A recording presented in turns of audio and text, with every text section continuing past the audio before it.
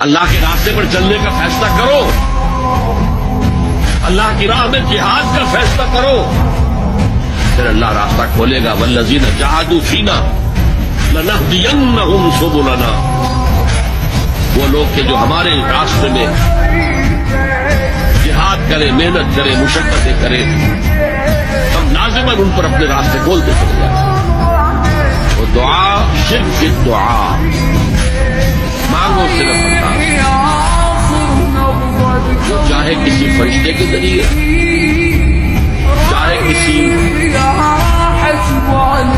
قول شدہ ولی اللہ کی روح کے ذریعے سے، وہ جیسے بھی ہو وہ آپ کی ضرورت پوری کرے گا۔